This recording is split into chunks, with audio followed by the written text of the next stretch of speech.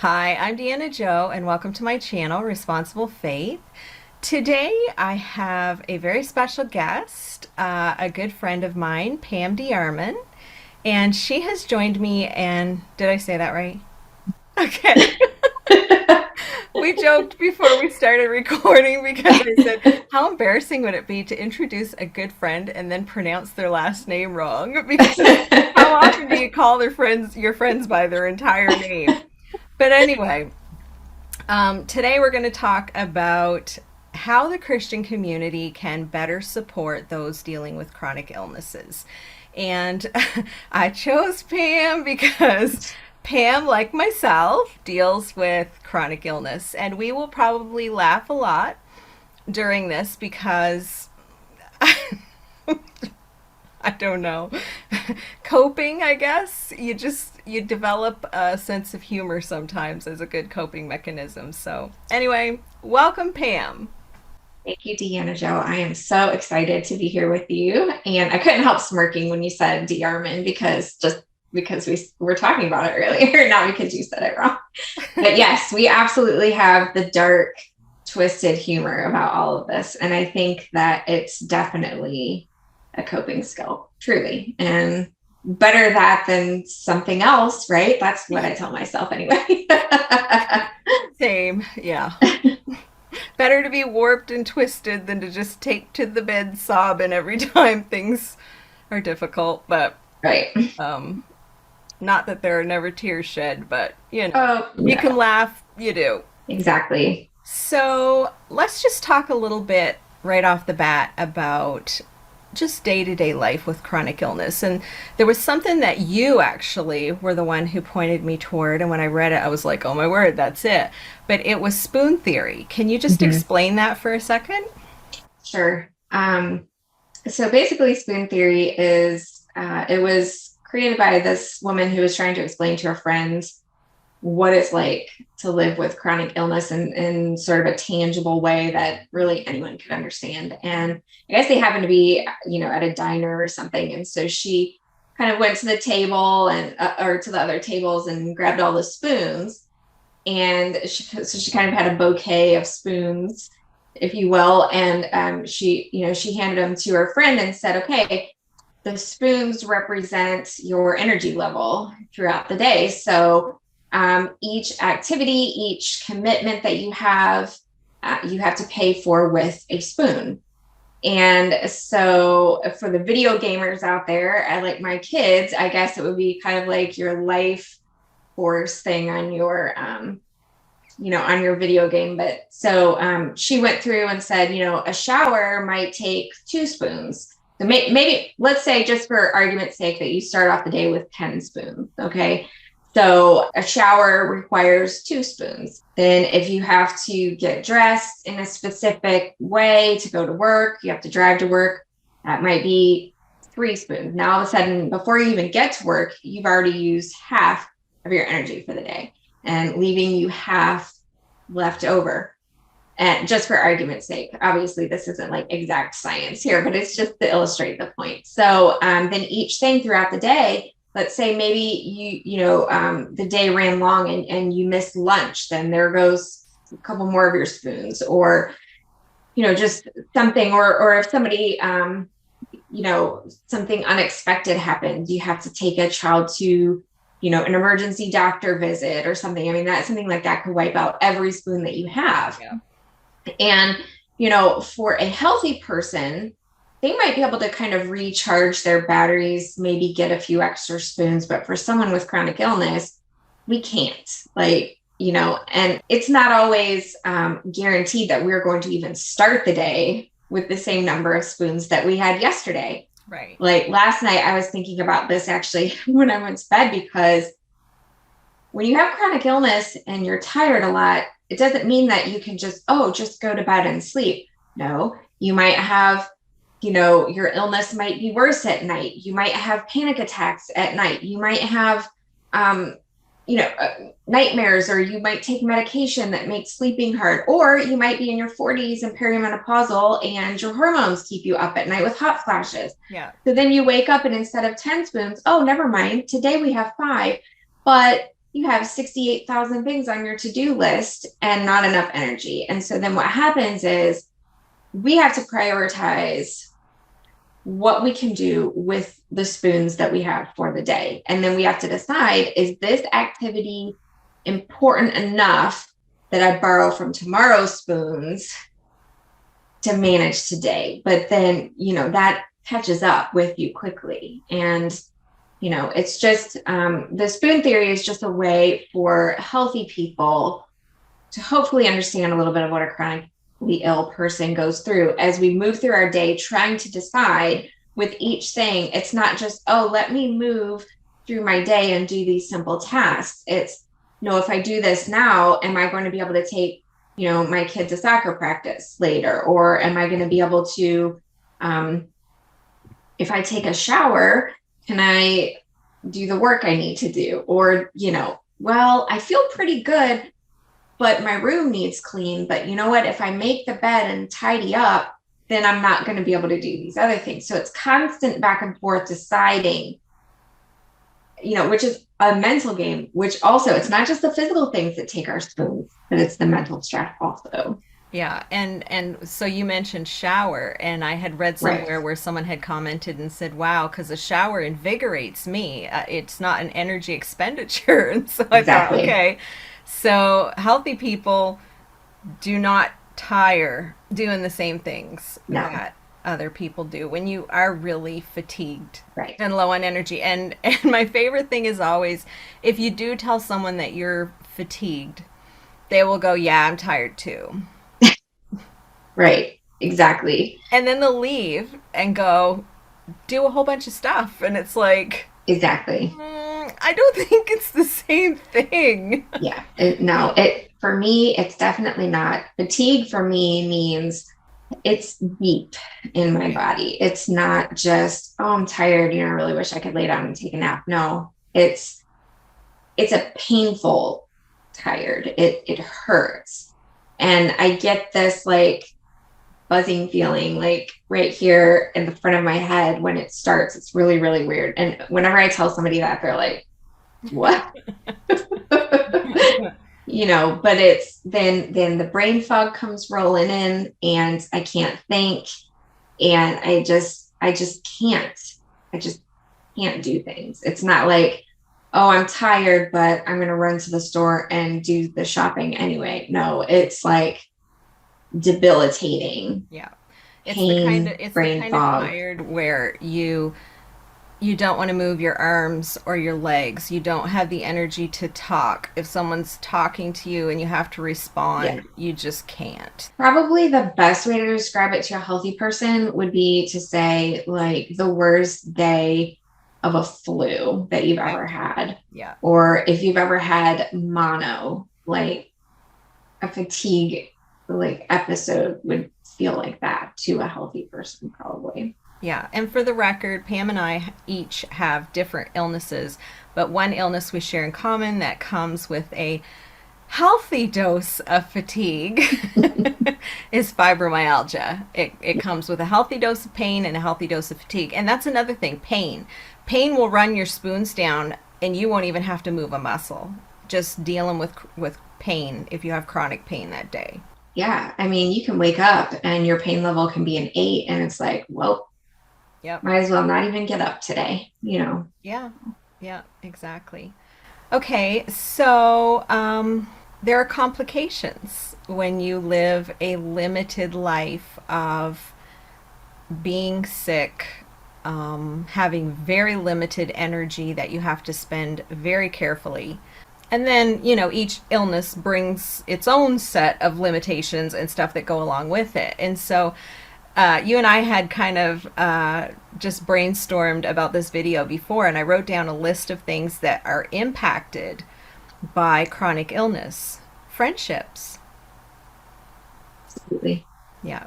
Absolutely, because, if you have to be the one that cancels because you woke up with a migraine that day, or whatever, then it gets wearing for the healthy friend, because they just can't possibly understand. They might be empathetic as much as they can be, and they care about you, but they just don't understand in it, and it's difficult. And you Um, cancel enough times and people get tired of inviting you. yes, The yes. invitations drop off. And the culture has changed. Like I was thinking about when my grandmother was younger, like probably a woman my age, Mhm. people visited one another's homes. Oh, And sure. so Grammy had this group of girls, the girls, she Mhm. used to call them, and they would just, every week, they would go to Yeah, someone different in the group's house. There was, I don't know how many of them there were, um, probably like 6 or 7 of them. And they would drink tea and they would laugh and they would yeah. socialize and joke and, Hmm. have sweets and stuff. And that would work for someone who was chronically ill and didn't have the energy to get themselves ready, or who wasn't feeling all that great and just wanted to Right. stay in their PJs and stuff. But nowadays, people don't do that. That's just not the culture. And so people go out. Right. And so going out is its own set of energy burning. Not to mention, if you have limitations where maybe you have digestive issues or you have food sensitivities and allergies, and all of these things can factor into making it difficult to eat out. Yeah. I mean, if, I have a list of the food sensitivities between the two of us, honestly, like we basically survive on air at this Yeah. point. It's a little ridiculous, And but somehow I don't lose weight. same. No, it's just the number just keeps going up instead. Yeah. Yeah, but I mean, it's like, oh, let's go out to eat. Okay, sure, but here's a list of places I can go. Yeah. And so there's pretty much one restaurant chain that I know that I can eat, pretty well and be functional after. So we try to make sure that that's available if we're going to go somewhere, which isn't often, but if we do, that's what we do. And it's limiting, and people are, or they want to go out in the evening, because of work schedules or whatever. And it's like, bro, after 5 o'clock, I'm done. Like Or I they'll, don't. yeah, or friends our age will often get together and take shopping trips or just trips. And it's like, Oh, mm-hmm. travel, tramping Yeah. around stores. That's not happening. And so what No. you find is you sort of drop out of society. Mm-hmm. It's And true. it's kind of depressing. Yeah, it is. It, And it is. it's, Sorry, go ahead. no, I was just going to say, and that's not to blame friends, because I get it. If you just keep inviting someone and they keep having to cancel, you just Sure. assume, well, they probably just don't want to, maybe they don't like going places or whatever. Yeah. But that's not it. But it Mm-hmm. does make it so that you sort of feel like that you've dropped out of society. Because I know I've had Mm-hmm. times, like periods of time where my health was just kicking my butt. Everything was all flared up, and I would go through a Mm-hmm. period of months where I was really sick. And I would tell Scott, I would be like, my goodness, like, my world is so small right now. I feel like if I died tomorrow, nobody would even know. It would make no difference. No one would, like, it was just like you felt like you were almost non existent, Yeah. but a drain. Yes. Yes. Absolutely. Yeah. A burden, but, Right. you know, But yeah. yeah. But no one would miss you if you were gone, pretty Yeah. much. And not Yeah. because they're mean, but just because you're sort of outside of the community. Yeah. Yeah. I got diagnosed with fibromyalgia in 2017. But I started getting sick. Well, I say that, but not really. Like it became undeniable in 2016. We'll say it that way. But and I felt that way until the pandemic. And then it was like, oh, when quarantine happened, everybody was home. And then all of a sudden it was like, oh, let's do all these virtual things, and really, I feel like that COVID was really a blessing for us, I think, in the chronic illness community because it opened up so many more avenues for conversation, for connection, opportunities for us that weren't there prior to that. So I feel like in a way, my world has opened up, not my world has opened up greatly since 2020.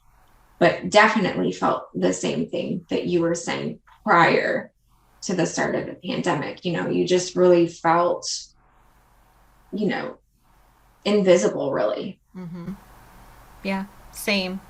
Another day-to-day impact is finances and Mm-hmm. having a job. And I was a stay-at-home mom. I I didn't really choose it. I might have. I don't really know. I probably would have when my daughter was little, but it was chosen for me. I was too Right. sick to work on a job. Like, there was no way that any employer was going to put up with me having to call in sick as many times Right. as I would have had to. Not to mention the days that you drag yourself to work and you're out of spoons by dinner Mm-hmm. time or by the time you got there, and you just drudging yourself through the day. It impacted what I could get for education. Like, for me, True. I've been chronically ill for almost 30 years. And Yeah. so, fresh out of high school, I didn't hit university. Like, I was not thinking long term because, well, for a few reasons, but one of them being my health. And Yeah. so, um, I've had people say to me, "Oh, it must be nice to stay home." Yeah, it's great. Must be nice to be a stay. Well, they would say it must be nice not to have to work. You know, Right. right? Because the house runs itself. The kids did their own homework. The Right. meals cooked themselves, and everything just worked out. But then you're doing it on a depleted energy level too, and Mhm. so yeah. But people would say that to me. Must be nice not to have to work. Yeah. It's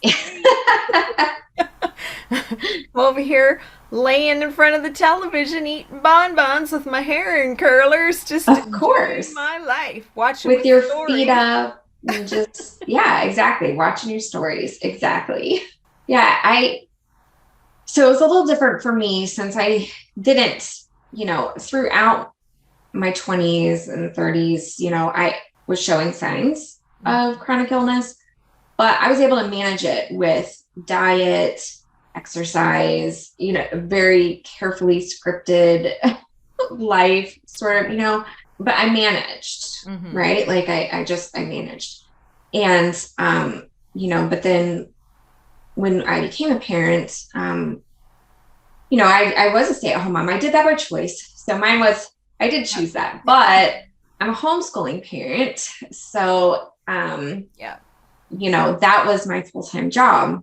And, now I look back and I think, well, I question the sanity of that choice. I But, questioned the sanity of that choice the second you told me, but I simply know. because I just could not have done it. My hat goes off to anyone who homeschools and, really does it the way that you do it, like Yeah. curriculum based, regimented, Yeah. really in there. Yeah. Not the homeschooling crowd that have the feral children and they all just wander through the park and they're like, oh no, this is a school day.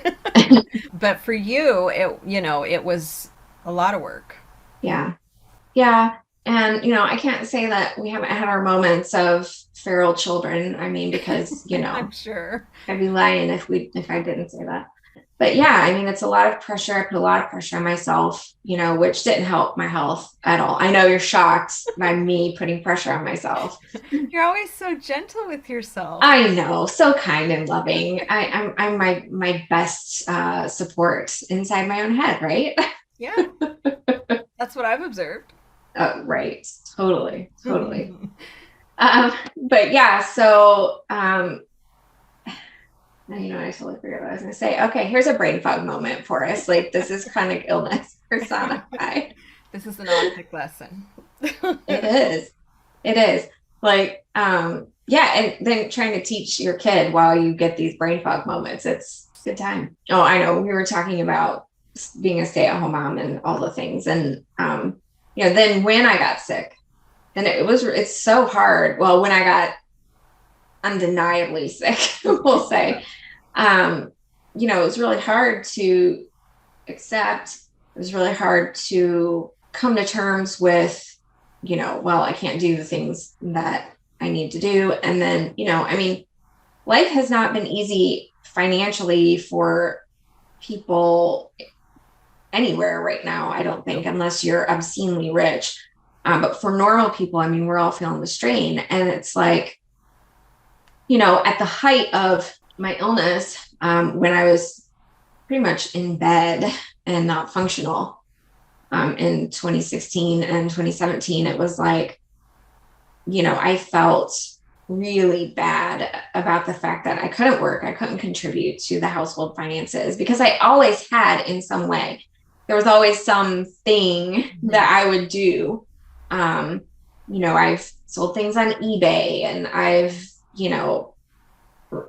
did that a lot. I've done a lot of reselling things. I would thrift shop and garage sale shop and that kind of thing. And but that's a lot of work. And, I mean, I would buy our homeschooling materials with that. I would pay for the odd medical bill with that, or, you know what I mean? Just Yeah. help out in those types of ways. And I couldn't do that even at all. And so, I mean, that's a lot of pressure on the spouse who is the sole provider. Yeah. And then plus, then they're picking up the slack at home when you can't, if you're having a rough space with your illness, and so it's a strain financially, it's a strain in your marriage, it's challenging. In those past few years, I have taken some steps and found some help to where I am a lot more functional than I had been previously. And I started a business in 2021 that I'm really proud of, but I still have chronic illness. So I still have to manage my energy level, Hmm. um, even in that, but that's also part of the reason why I started my own business so that I could be in control of how much work I take on, who my clients are, and that sort of thing to Yeah. manage the spoons myself. There is guilt. There's guilt that goes along with it. And I mean, I tease Scott, I've been a financial drain ever since we got married, with the exception of a period of time where I ran a small home decor business and I made some money, and, I wasn't making a lot of money, but I made some money. So there was probably a 6 year period there where I had some income. But people like you and I, we're not running out to the salon getting our hair done all the time. We don't get facials. We don't get massages. We don't get our nails done. We don't do any of that stuff because a lot of the women who do that stuff pay for it themselves. Yeah, and they have the energy to go and do it. Yeah, exactly. But I mean, and it's great. I mean, I think it's great that they can do that. But there Yeah. is a lot of sacrifice that goes into not being a working person with your own money. Yeah, with Um, disposable income that you can, yeah, you know, yeah, or even because just like, oh, let me, buy this thing for myself. No, you already feel like you're a drain yeah, on the family anyway. So then that takes that to another level. And it's like, okay, well, you're wearing the ratty underwear when everyone else has yeah, something new because, your kids you are know, stepping out in the best of everything, and you're exactly. home with your Walmart pants, you know, Right, man.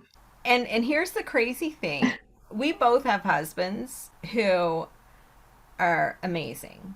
Like, we really Yes. do. We Yes. we have both hit the jackpot of husbands. Actually, we have a few friends, and we've all kind of hit the jackpot of husbands. We are not the Mm-hmm. friends who sit around and complain about what loafs our husbands are. No. I mean, we're like crazy about our men. Yes. But and both of our husbands would be like, if you need anything, just take money and buy it. Don't be so silly. Why are you like Right. this? It's our money. It's not my money. Right. You contribute at home. But there is this mental block where you don't feel like you should. And I don't know. I blame mine on being a single mother for a few years and just Mm-hmm. happen to be so thrifty and careful. But even that, like, there is this thing where I feel guilty when I spend money on myself because I don't contribute financially. Absolutely. Yeah. Yeah, and I mean, I feel like that some of that is societal pressure as well. Like, Yeah. A lot of women our age are career women. They've accomplished incredible things, Yes. by the time they're in their 40s. And, it's like, well, I'm it's a just over shower here in my today. pajamas. Yeah. Yeah. Yeah. Yeah. And so another thing is appointments. You have to cancel appointments sometimes. You can't always keep appointments. Receptionists are not always nice. I just want to go on record and say some of them act like you are stealing money out of their purse when you cancel an appointment. And it's like, lady, you're getting paid one way or the other. What difference does it make? Do you have people who kind of judge you that you're not really that sick, that you're just using it as an excuse to get out of doing things you don't want to do? Yeah. Yeah. There's definitely people that think that, yeah. Yeah. They see me on social media or, you know, something like this. And, they're like, well, you look sick, Yeah. you know, you look okay. Um, Or they'll I see you mean, on a good day when you actually are able to do things and think, well, pff, there, she's not sick. well, if you see me out somewhere, my hair's fixed, I'm wearing actual clothes, you know, got makeup on, a little bit of jewelry, whatever, and I look okay.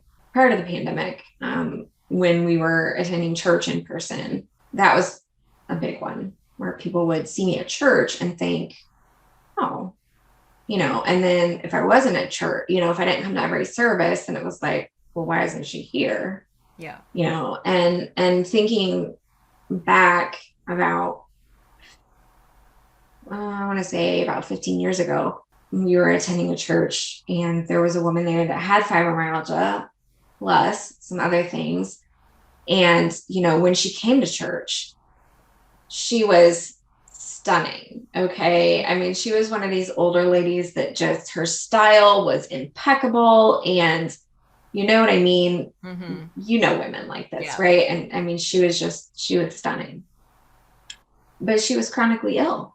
And people would say things about her like, well, where's, so and so? Why isn't she here? And, her husband would be like, well, she's not feeling well today.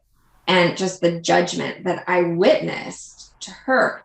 Now, at that point, I did not understand. I didn't judge her per se, but I wondered, like, I questioned, like, you know what I mean? It was kind of in my mind, like, well, she looks so good when she comes to church. What do you mean she's sick? Like, I could not get it. And I think about that often now, like, oh, I get it now, Yeah. you Yeah. know? I remember walking into church several years ago and I just had been sick all week. And I mean, Mm-hmm. when I was getting ready for church, I was like white. My neck was white, my face was white, almost gray, even one could say. But of course, we attended a church where it was just, church attendance was considered to be akin to salvation. Right. And so, because I was involved in leadership and in things like that, I felt like I had to force myself to go. And I had bronzer that I would just kind of strategically put on my neck in a few places to Mm-hmm. keep myself from looking like a corpse. And I remember walking in, and a friend of ours, he was an older man, like he would be fatherly toward me. It wasn't like Right. inappropriate or anything. He goes, "You look really nice this morning, Deanna. You look very healthy and stuff." And I was like, "Really?" And I thought, this is working. I'm gonna get another thing of that bronzer because this is working. Because I was just like in Yeah. misery. And I can remember I would go to church there and I would tell Scott, I would be like, I am super sick. I'm gonna try. I'm gonna try to make it through the service.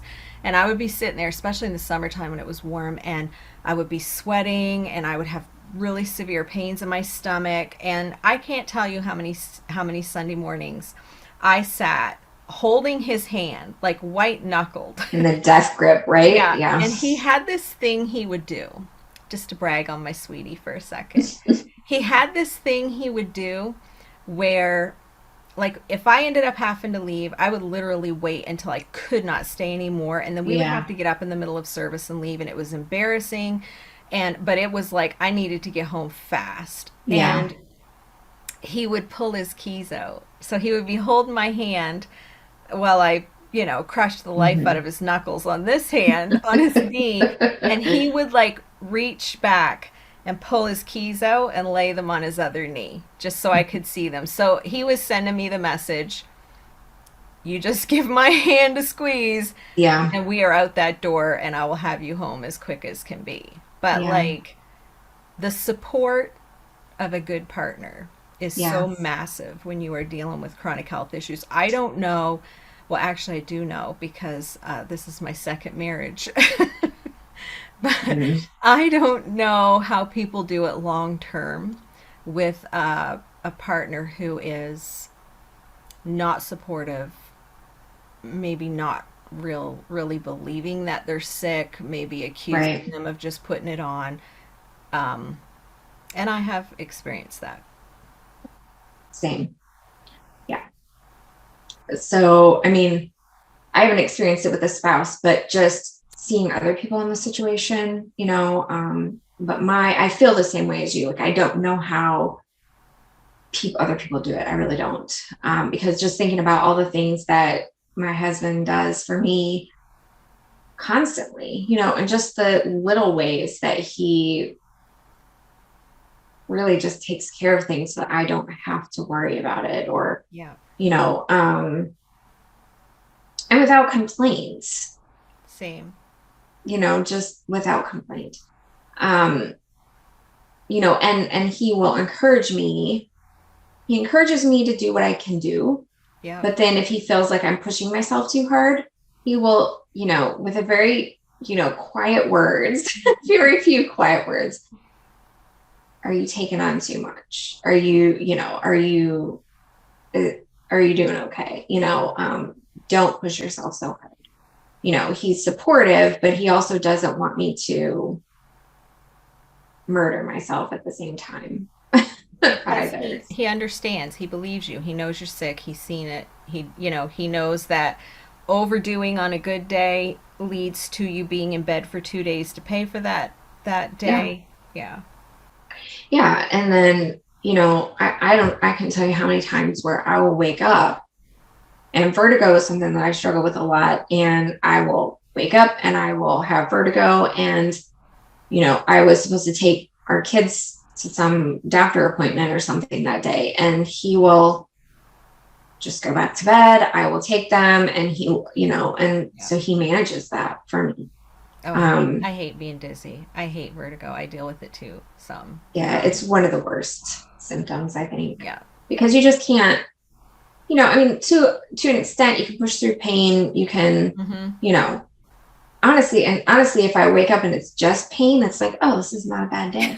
You know, I I could can do some deal. stuff with I've been this. dealing with pain for 30 years. I can do this. There's Yeah, certain pains that are worse, certain things that are worse, but yeah, right. vertigo is way up there cuz Yeah, but vertigo, a migraine, and I've been getting like the vestibular migraines, which is all the migraine symptoms except replaced with vertigo instead of the pain. And it's like I can't do anything but sleep when those hit. I take the medicine that I have, and then I sleep. yeah. And I can't do anything. So, thankfully my husband's a contractor. He's able to juggle his schedule, go in late, work late, whatever, to where he can manage it, but if he worked for someone else, Oh yeah. um, I don't know what we would do, because he would get fired, because he'd have to, I'm sorry, I'm not going to be there today because, you know, and that just adds the guilt of all the things. Yeah. Oh yeah. So another aspect of day-to-day life with chronic illness is people giving helpful suggestions. And so Mm-hmm. you have people bombarding you with multi-level marketing schemes, it's special pills and juice and plexus and all of this stuff. It's going to Oh, be the miracle plexus. cure, the pink drink, all of this stuff's going to be the miracle cure for you. Essential oils. Mm-hmm. um, some people will say things like, have you prayed about it? Oh, that's my Like, favorite. no. 30 years I've been dealing with this pain, and for some reason, it never once crossed my mind to Say a beg little prayer. God to help me. You Yeah. know? Yeah. Um, Yeah. yeah. My favorite are the hey girl messages in my inbox. Hey girl, I saw Someone that, you haven't heard from for 20 years. yeah, or that I barely know Yeah. that, happened to see something I posted about chronic illness or whatever. And then it's, hey girl, how about you try my little pink drink? Like Yeah. Plexus. According to them, like we could just bathe the world in Plex, and it would just cure Spray everything. Monet or whatever. Oh, What's it called? yes, Is it Monet? I Spray think that out so. of a plane, mixed with some Plexus, some essential oils, and bury a potato out behind your house, and Hop everyone, on one foot. yeah, full moon, of Of course. course. Only. And everybody would be cured of everything, right? Correct. Yeah. Yeah. And yeah, paint the symbol of a cross on your forehead with some coconut oil or something, mixed with Definitely a little, coconut oil. Yeah. burn a little sage or incense while you're doing it, and you should be good. Yeah, it's crazy. And, and I've tried some stuff, Me honestly. too. Like Me too. I've, I've done the Monet. I mean, that's why we're laughing because none yeah, of it because we've tried worked, it. right? We've tried it all. And Yeah. now when someone comes and says they found a special bean in the Himalayas, and you know, you're like, I don't want your bean. I'm not paying that money. Go someplace, okay? I've already gagged down aloe vera juice. I've done it Oh, all. Did you do the aloe vera juice? I am not, but I did do apple cider vinegar drinks, I've done though. that. Now I've done that's a that. good time. Then one Nice time, burn to the esophagus there, because, get you some acid reflux to go with everything else, you know. right, of course. Um, Yeah. And I got real big into the essential oils for a while. And for full disclosure, I do still use some essential oils for some things, but they are not, here, well, no. And there's so much like just inaccurate and really dangerous advice out there. People are like, put oregano oil into an empty gel capsule and take that. And I did that like an idiot because it's supposed to be antibacterial and antimicrobial and all the blah, blah, blah, antiviral, whatever. That darn near burned a hole straight through my stomach. I mean, yeah, it was horrible. And I did it because somebody had told me to. And, I was like, okay, well, this will surely cure what ails me, and I drank the amount of things that I like drank and like yeah. poured down my throat. And Supplements. yeah, oh, Oh, supplements. thousands of dollars on supplements. And, we were traveling to see a doctor in Texas who actually sees results with people. And, everything that they told me to do wasn't bad. And a lot of it did help me. But, I mean, just general, like, taking care of yourself better. You know what I mean? Like Yeah. vitamin supplementation and things like that. But it's not accessible, number one thing, for so many people to spend all this money, hundreds and hundreds of dollars on supplements every month. Yeah. And a lot of them, and forgive me for being crass, but they just go straight through you and you're just going to pee it all into the toilet. Anyway, all those expensive supplements, you are literally just peeing right into the toilet and it's not doing anything for you. Yeah. Right, because if you have, like, for me, I also have a gastrointestinal condition, and so absorption is a big issue. And people are like, yeah, "Oh, well, take a mineral with your vitamin." Yeah, okay, yeah, done it. Been there, done that. It still doesn't help. yeah, There's all these tips. Take this, and it'll help. And I'm like, yeah, yeah, it helps a normal person right, who is experiencing some kind of an right. issue. But when you have a chronic condition, a lot of those easy fixes don't fix anything.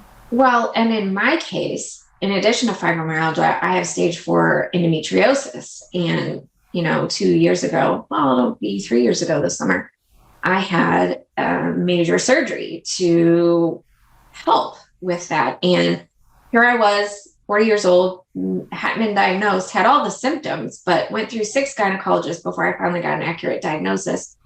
And they had to do the surgery to confirm. And sure enough, my insides were covered in it, everything, my bladder, my intestines, my rectal area. I mean, just everything. And it's like, I was a bundle of inflammation and pain. And not to mention crazy hormones because of the increased estrogen production that endometriosis causes. And I was a hot mess.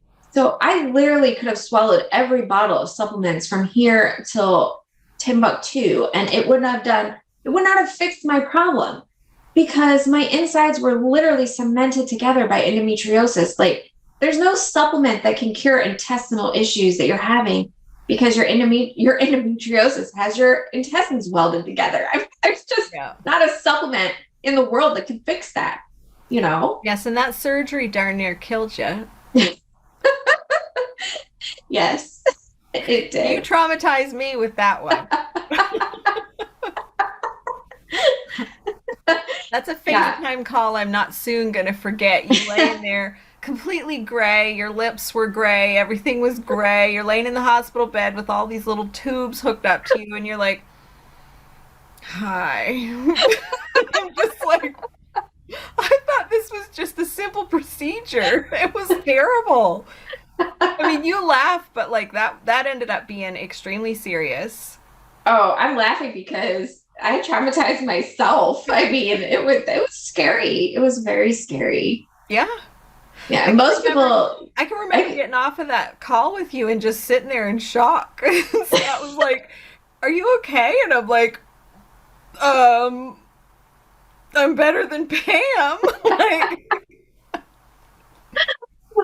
yeah, I think you were the only one that saw that. I didn't share that loveliness with anyone else. Outside, of course, Joel and, FaceTiming the kids from the hospital, which truly probably traumatized them as well. So I'm sure. But yeah. So I mean, even something like that should have been simple, and it wasn't. Right, because when you have other issues, nothing ever is. And then you have allergies. A lot of times when you have chronic health problems, you develop allergies and sensitivities. And so for you, that played a role in how you reacted to the anesthetic and everything. And that's why you looked like you weren't going to make it. But, and that's the same with me. I mean, years of chronic illness. I have food sensitivities, I have food allergies, I have chemical sensitivities, environmental sensitivities. I can't handle certain scents, well, a lot of scents. Just so much complication. And so, we've set it all up so that people get it. So now, let's talk about how the Christian community treats people who are dealing with these things. For starters, the Christian community is very big on healing, or at least the communities that we grew up in. And I am not saying that to be critical of them. I do believe that God can heal people. I know of people who have been healed. My daughter was healed when she was a baby, but not everybody gets healed. In fact, most people don't. And so that can be difficult to deal with because then some of them hold the belief that, well, you didn't have enough faith or there's sin in your life. That's why you're not healed. There's some hidden sin. It's like, well, if there is, I must have to do it at home here because I'm never leaving the house. I'm just laying here on the couch with my heating pad all day. But, is that something that you felt as well, that people kind of expected prayer to fix it? Yeah, and just enough faith, and just have enough faith, which then that adds to the feeling of guilt and the negative feelings in your own head, thinking, okay, what am I doing wrong that this is like this? And it's like, you haven't done anything wrong. We're a product of living in a fallen world, and we have fallen bodies, and we experience traumatic events or stressful events in your life, and some of us are just predisposed to, our central nervous system just, it's like, goes haywire, and it's not sin. It's just is. It's multiple things. It is heredity. It is Yeah. trauma Yes. sometimes, trauma and stress. It's different things. But like I've been through the gamut. I have followed faith healers. Mm-hmm. I've been to a Benny Hinn crusade. Have you really? Yeah. That's incredible. How have we never discussed that I don't before? know. I never brought that up. When I was a teenager, I was dating this boy. And like I'm talking like I was probably like 19, 18, 19. Mm. And we found out that Benny Hinn was going to be in a neighboring province. He was going to be in Halifax, that's in Nova Scotia. And so I would watch Benny Hinn because I was so desperate. I was so Yeah. sick. I was 18. I literally felt like I wasn't going to have a life. Like I was Yeah. so worried, like who is going to want me? Who would Yeah. want to marry me? I'm sick all the time. I bring nothing but sick. Sarcasm and sickness, baby. Yeah, and the more years you're sick, the thicker that sarcasm gets. But yeah, so he, bless his little heart. I mean, we only dated 5 or 6 months, but he moved heaven and earth to get me to that Benny Hinn crusade, even though Wow. he despised Benny Hinn. Really? Yeah. Wow. And obviously it didn't do anything Oh for you. no, it did nothing. But I tried. Yeah. And bless his little heart. It was very sweet of him. I'm sure he has made a great husband to some woman. Yeah. And then Scott and I, early on in our marriage, we went to Gloria Copeland's healing school. Really? Yeah, these are dark parts of my past. I don't wave around to just anyone. But we did. He had a work trip to Pennsylvania, and so instead of flying, he drove. And he took a few vacation days on both sides of it. And so we made a trip out of it, which my health was quite a bit better. Like things go through seasons and ebbs and Right. flows. And so sometimes it's worse, sometimes it's better. So it was a bit better then. And I was actually able to make the trip. Mind you, it was not easy. We had Right. stops planned, and I took a big thing of food because, I know. But yeah, went to Gloria Copeland's healing school, and yeah, it was nothing. She just got up and talked. And we almost hit them with our car. We almost took out Gloria and Kenneth Copeland with our car. Because there were these two hotels, like a nice one and then the one we stayed in. Yeah. And so they were staying at the really nice one, and they Of both course they kind were. of converged onto the road that went to this some big church in Virginia that they hold events at. Yeah. Anyway, there was no clear who was to pull out first, and we both sort of got there, and you know how cars just kind of everyone lurches and Yeah. is waiting. So finally, Scott's like, jumping frigate. So he went to pull out, and they pulled out at the same time, and we almost hit them. And Scott was like, we didn't know it was them until we had followed them up the road, and then they pulled in and we pulled in behind them, and then the driver got out and opened the door, and they got out, and Scott was like, well, this could have been a different story. So we almost took out Kenneth and Gloria Copeland. That's hilarious. Or at least fender bendered with them. Yeah. Would have been a good test of their fruit of the spirit just to see how they came out of that car. Yeah. But yes, I mean, I've Nice. been there, I've done that. I Yeah. have ordered tapes with, like CDs with healing scriptures that I played at night while I slept. I have memorized scripture, I've confessed scripture. I have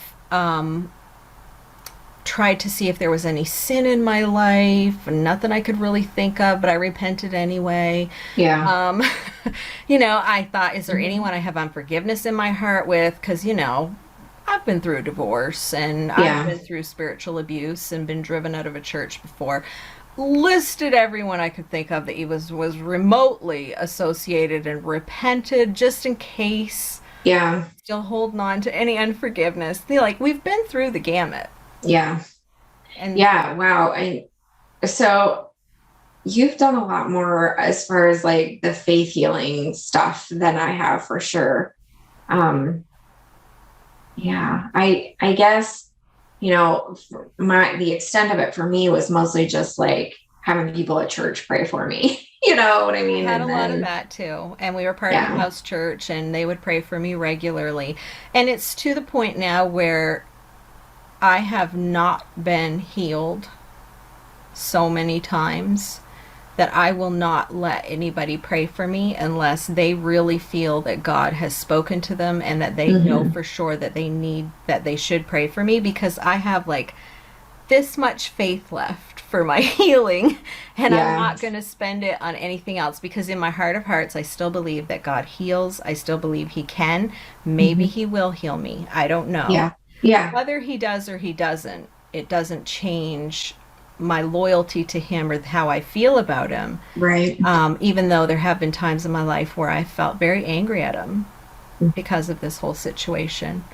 But I've always been under the impression that he had broad shoulders and he could take it. And I have had a very honest relationship with God, and sometimes the conversations weren't that polite.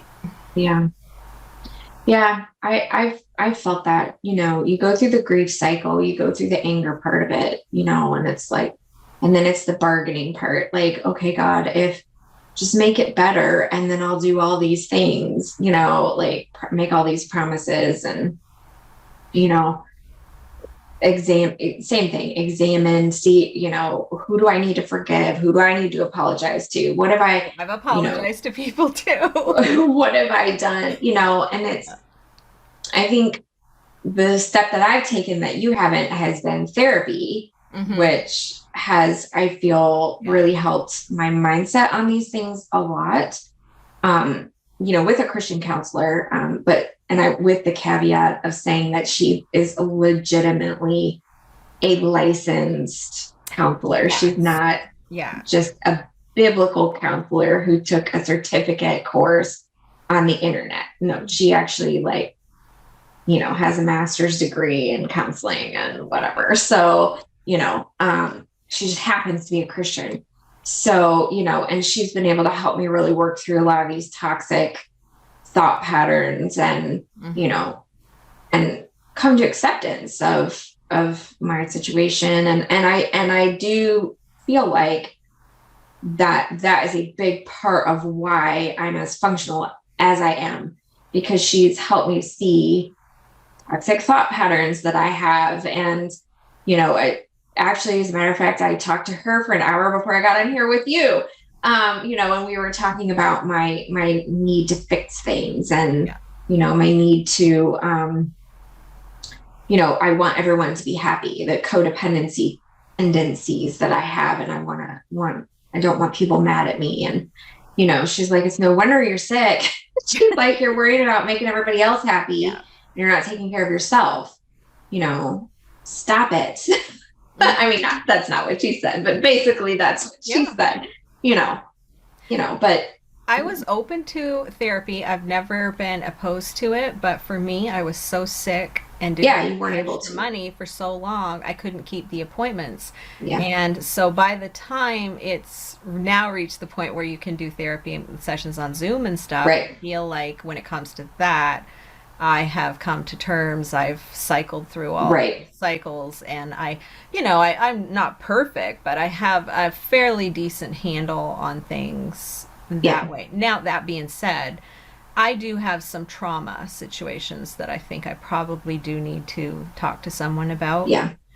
and work through, and that's something that I'm actually considering. Yeah. But for the Well, chronic illness, I do think therapy is kind of huge to get through the anxiety and depression of it all. yeah.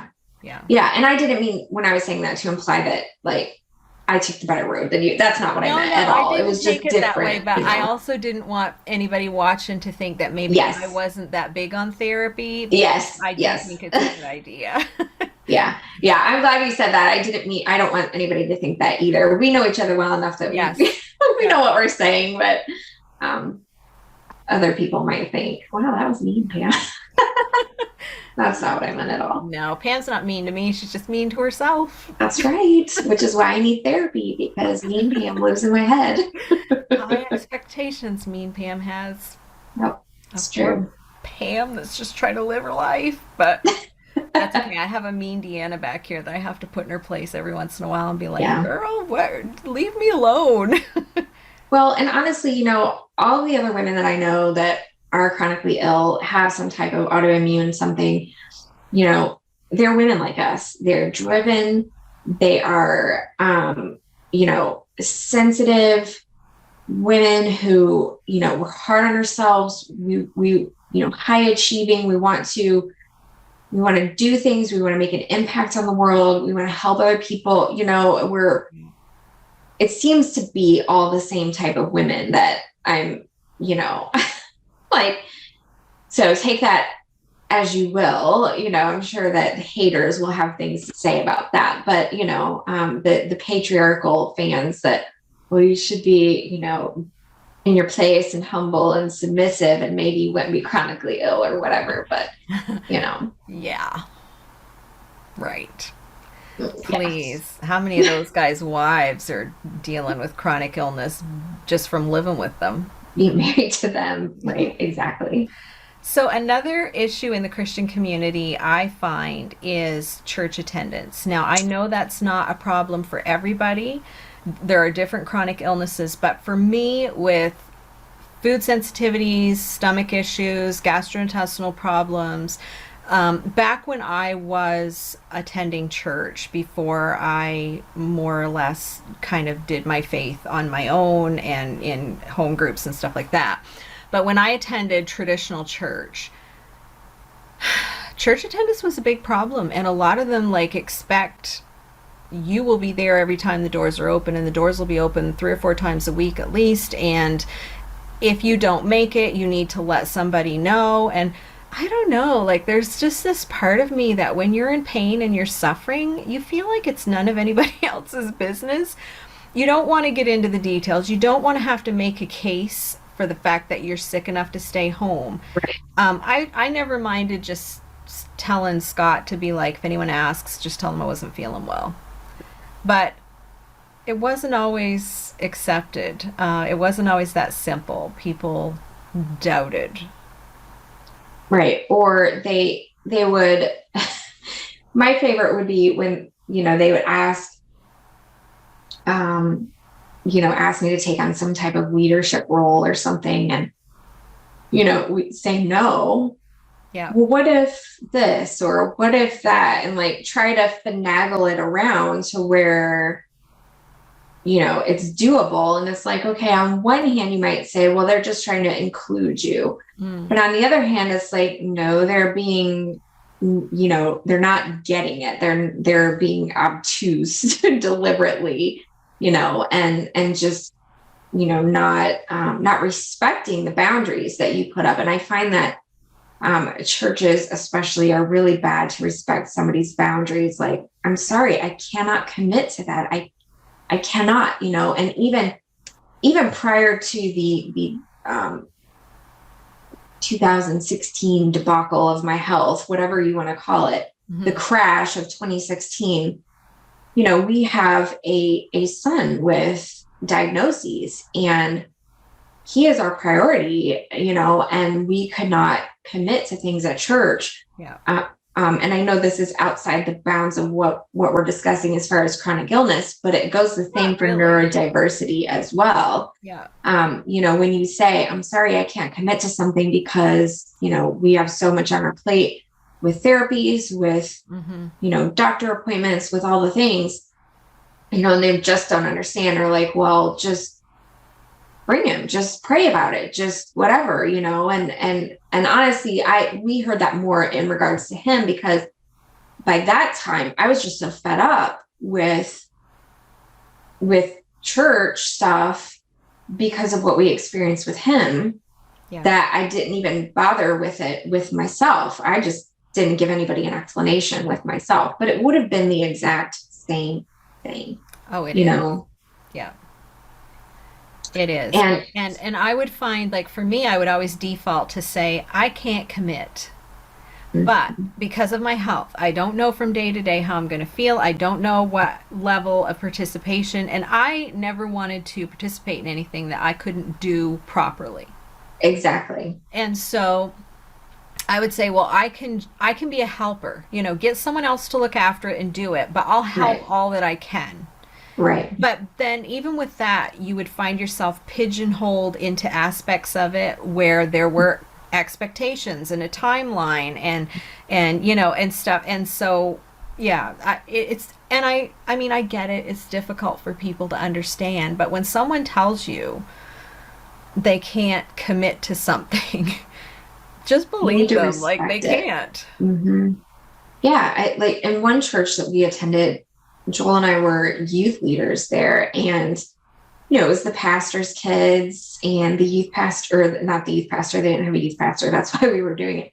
The assistant pastor's kids and, a few others. And, anything we would try to do, we were doing it within the bounds of what we were capable of handling Mm-hmm. at the time. But it was never enough, and so there was this big meeting and all this stuff that was said. And it was like, it was incredibly hurtful at the time because then it was like, nothing was enough, and it was like, we loved those kids and we were doing the best that we could by them, but it just wasn't enough, and like you said, when someone tells you I can't do something, you need to respect that. You Yeah. need to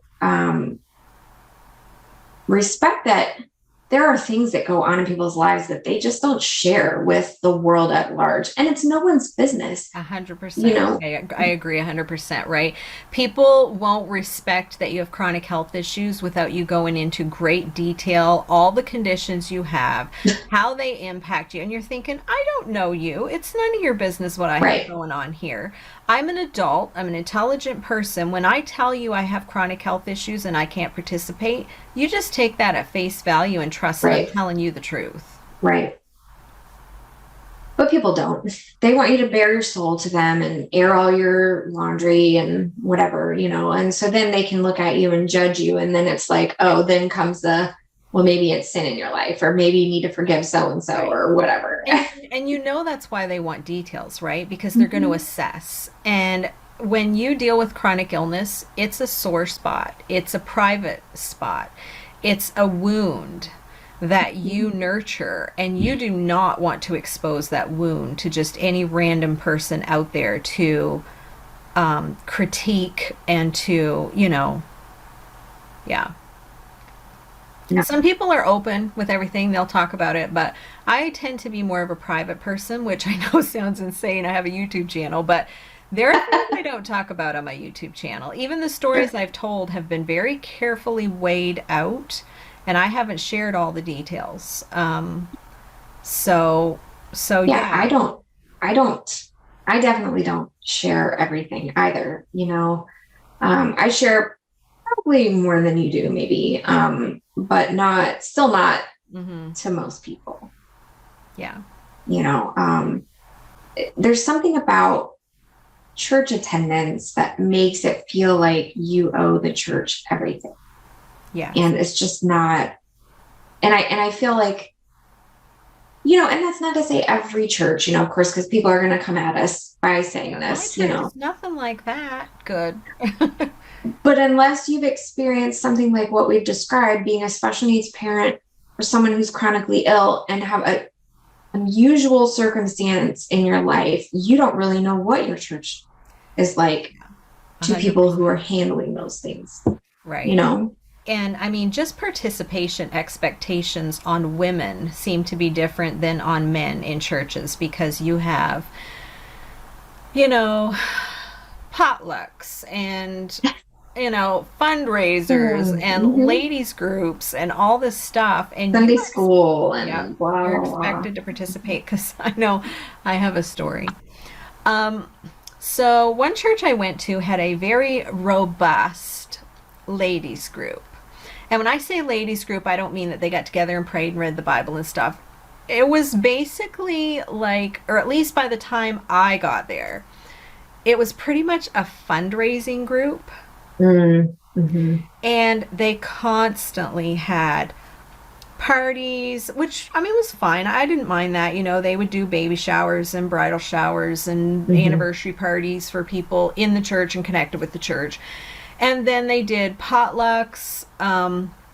And then they did all these fundraisers, salad plate sales, and Mm-hmm. all of this stuff. And so it just felt like every frigging Sunday that clipboard was making its rounds, and you were just like, oh, they're Yeah. passing the clipboard around. It's going to come to me. What am I going Yeah. to have to cook this week?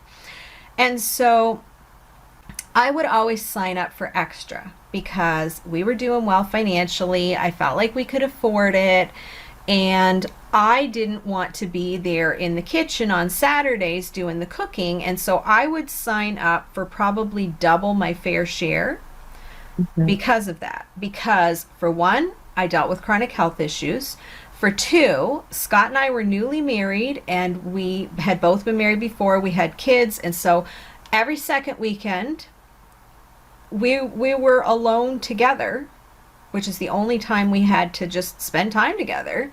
And then on the off weekend, we had our kids. So we wanted to spend time with them. So I just was not giving up my weekends. My husband worked an hour away from home. And so, like, he was tired at night by the time he had went to work, worked all day, and came home. And so I did not give up my weekends. And so when I was a single mom, that church, under a different ladies group leader, gifted me $200. And it was very sweet. It was very kind. I appreciated it. It was at Christmas time. Like, it was very kind. But when the ladies group, I mean, I was involved in giving and giving and giving and giving and giving to that ladies group for probably, I don't know, 3 or 4 years. And I didn't mind. I didn't mind at all. But apparently, in but they would ask me to do things on the weekend, and I would say, no, I'm sorry, I can't. And it never went over well with the new ladies group leader.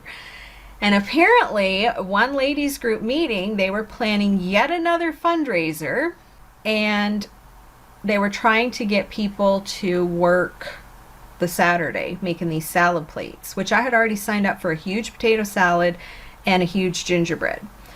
And someone said, well, what about Deanna? Do you think maybe she would be available? And the ladies group leader said in front of everyone, she won't do it because she is spoiled and lazy.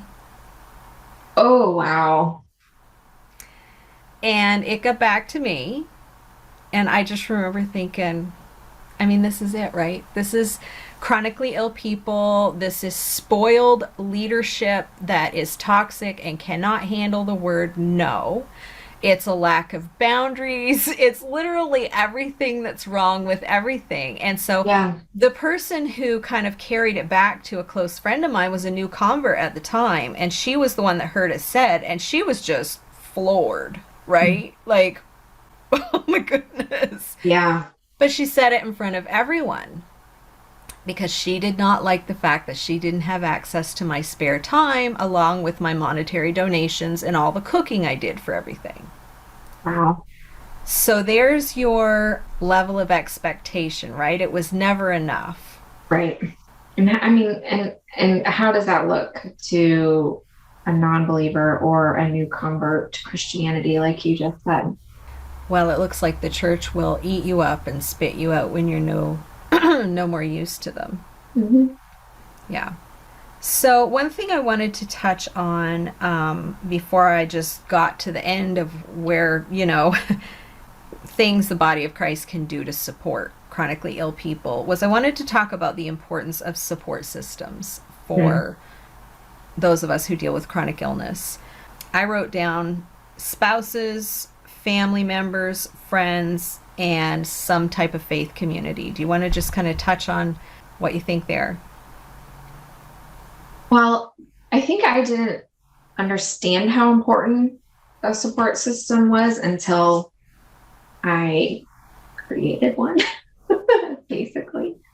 Pretty much when I first got sick, it was Joel, and then my parents, Mm-hmm. my in-laws helped at various times. But people don't understand. I mean, we've already thoroughly covered that part of the topic. And you feel isolated, you feel alone. The anxiety and depression of being sick, and the uncertainty of life and your own mortality. It's scary. It's very scary. And to be experiencing it without people who understand, it just makes it a million times worse. And one day, Deanna and I were in the same Facebook group, the Gray and Proud. That's right, the Silver Sisters group. And she made a comment, and so I responded to her, and our friendship was born. And we realized that we had so much more in common than just our amazing silver strands. And I really, I know that for me, our friendship was life changing because finally there was someone who understood so many aspects of my life, and I just hadn't had that before. And it changed everything for me. Just feeling like I wasn't alone. And, we were doing the Zoom thing long before Zoom was cool, right? Cool. Yeah, exactly. I totally just aged us by saying that. But, it's the truth though. And so, we lacked fellowship. We lacked support. We lacked just basic empathy from other people. And then we found that in each other. And, and then since then our circle has grown and we have some other people that are supportive of us as well. We have built an online Christian community. It's small, but it's strong, right? And they provide the support and encouragement that we need to maintain our faith, to, just when we're having a hard time, they're there for us. And it really has been in so many ways a lifeline for me personally in so many aspects of my life, not just the chronically ill part. But that's what the body of Christ is supposed to be. It's supposed to be the lifeline for people. And when it is set up for healthy people only, it isn't a lifeline. It's not the lifeboat. In fact, it adds to the burden, so having whatever a community that you can build and maintain really is the difference in life and death, honestly, I think, truly. Yeah, your friendship has really changed the game for me too, because when I was young, like, I'm very outgoing, I'm very social, I love to laugh, I love to joke, I like people, but my health just shut my world down. And, your childhood friends, they grow up, they move away, you lose touch, it's not the same. And it's hard to make new friends when you're home and sick all the time, right? Like, we moved. How do you go out and meet people? I'm a friendly girl at the grocery store. Scott always says, "Did you know that lady in line you were talking to?" And I always say, "I do now." Yeah. But, it's hard to make friends, new friends, as an adult. I think it's hard to make friends as an adult anyway. But I think, if you're not working in a workplace with somebody, yes, even attending church with certain people, if your limitations prohibit that, it's very hard to make new friends. And so, these online interactions and friendships and stuff have meant the world to me and have been a game changer for me too. Like, being chronically ill can be very lonely. Yeah, it really can. Yeah. It really can. Yeah. And so like we talked earlier, since the pandemic, it has really normalized virtual communication like this as well, in a way that is a deeper form of communication than email or texting or something. It's nothing to connect with people from anywhere around the world in Yeah. seconds now, like this. And I think that has really been life changing for a lot of people in a lot of situations. And I know a lot of churches live stream their services now. And I Mm-hmm. know some pastors have been quite irritated because they can't seem to get their people to come back to church. And so Mm-hmm. they snipe from the pulpit, Mm-hmm. it's not the same. You can't just sit home in your pajamas and stuff. But like what they don't understand, and that this is a game changer for people with severe disabilities, chronic Yes. illness, elderly people who can't get out. I mean, Mm-hmm. this has kind of opened things up to them in a way that's a blessing. Yeah. And so I know I've heard of different pastors threatening to take down their live stream because people aren't coming. And I'm thinking, oh my goodness, can you stop being so short sighted and controlling for a second and just see Yeah. that, you know, this might be a benefit to somebody? Yeah. I mean, this is the difference between people hearing the word of God and not. I Yeah. mean, I don't understand the vitriol either. I really don't. Just So, how would you say the body of Christ can support people in their congregations with chronic illness? We've touched on a lot of it. I think the live streams are great. yes. Um, Being flexible, not expecting so much from people. If someone tells you that they can't participate, believe them. They're an Hmm. adult. Even if they're lying, what difference does it make? Do you really want them to be Right. involved if they're going to lie to you about it? Right. Either way, they don't want to do it. Yeah. Yeah. Accepting the boundaries that people put into place, I think, is a big one. I Yeah. think, yes, access to virtual community, and even like in 2020, the church that we were attending did virtual Bible study weekly, where, Mm. and that was incredible. And then it was like, then once everybody decided, well, the pandemic's over, which it's not over for people who are, have compromised immune systems, it's never going to be over. And that was true for them before COVID was a thing. It's true for them during flu season. It's true Right. for them when RSV is running rampant. So having a safe way for people, even if they've just set up a Bible study specifically for people who can't come in person, like have one leader that gets on and does a Zoom meeting for people who can't come every week. I mean, Yeah. that could be the difference in somebody getting fellowship that week and not at all. Right. And make it available maybe to your entire community. Maybe advertise it on social media or whatever. And Yeah. just, you can build a community that way. You don't need to be looking right into the whites of somebody's eyes in person to form connections and friendships with people. No, and there are people who would not darken the door of a church if you paid them $1 million, but they might sit and watch something virtually. Yeah. It feels less threatening that way. It feels safer. It feels more welcoming, Yeah. you know. Another thing that I was thinking was pitch in. Like, I've been chronically ill my whole life. I have never, ever had a church help me other than the $200 they gave me. And frankly, the ladies group was so toxic to me, and we ended up leaving that church because of issues and stuff that were happening with other people being spiritually abused. And when I left, I wrote them a check for $200 and gave it back to them because I didn't want to feel like I owed them anything, even though Yeah. I had given so much while we were there.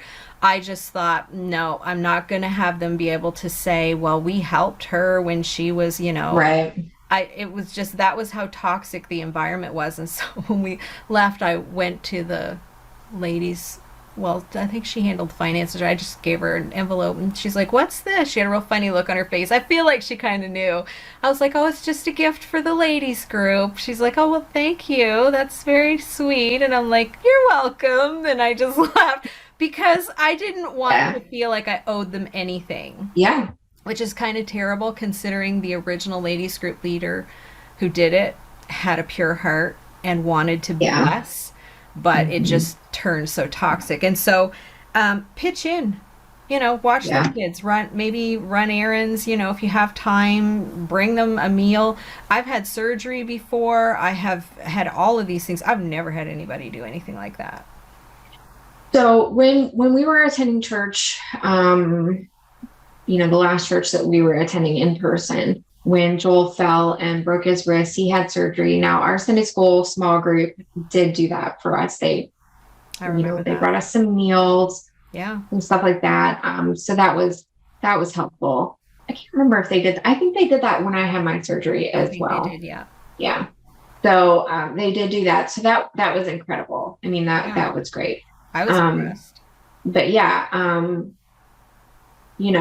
things like that really matter, to Yeah. people. Another thing, and I think you had mentioned it when we spitballed about this, and I'll just kind of close out with this. Obviously, pray for them, keep them in your prayers, support Yeah. them, be kind to them. Keep inviting them. Invite them to your parties. Even if they say no every time, it makes them at least feel thought of and Yeah. not so invisible. But one thing I think it was you had mentioned was take 5 minutes, and if you know what someone has, do a Google search. Hmm. That way you kind of know, okay, this is what, well, we'll say with us, fibromyalgia. Okay, this is what fibromyalgia is. This is what some of the symptoms are. And that in itself, I think, would make you a little more accommodating, a little more understanding, make you at least realize the gravity of the situation the person's dealing with. Yeah. Yeah. I mean, we carry around these mini computers in our pocket every single day. Like, takes 30 seconds. And if you have an iPhone, hey Siri, what's fibromyalgia? And she'll Yeah. tell you, Yeah. you know? Hey Siri, what's endometriosis? Yeah. Yeah. Hey Siri, what's chronic fatigue feel like? Yeah. I mean, Yeah. what's lupus? What's MS? What are these things?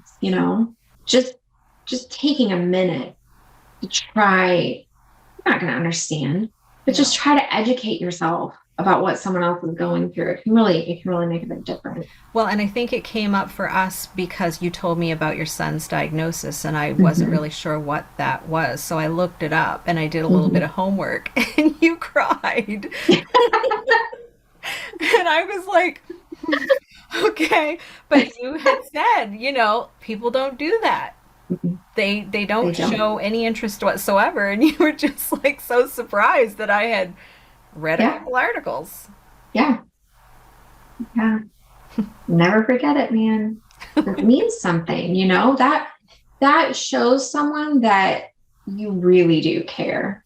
Just taking the time to try to understand even a fraction of what somebody's going through. It matters.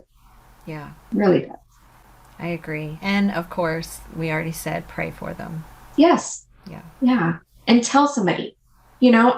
Somebody sent me a message just this morning, and it was just a quick voice text. And she was like, "Hey, Pam, you came to mind this morning, and I said a prayer for you. Just wanted you to know I was thinking about you."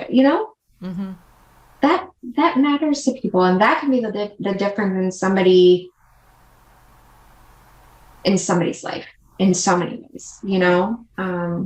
Somebody feeling so isolated, they feel like nobody cares about them. That can change their perception about everything. Yeah. You know, Can make your day. truly. I've gotten some really sweet messages from and comments from people who follow this channel, Mm-hmm. and they have completely made a really rotten day for me. But Yeah. just because it felt so nice to know that someone cared and was Yeah. thinking nice thoughts and keeping you in the prayers. Yeah. Well, anyway, Pam, thank you so much for talking with me about this. Of And course. if you enjoyed this video, you can hit like and share it, subscribe, hit the little notification bell, and YouTube will notify you whenever I post a new video. And again, it was fun just to chat. We chat all the time, but Always. it was fun to do this. So I Really hope was. everyone has a great day. And if you're chronically ill, be good to yourself today.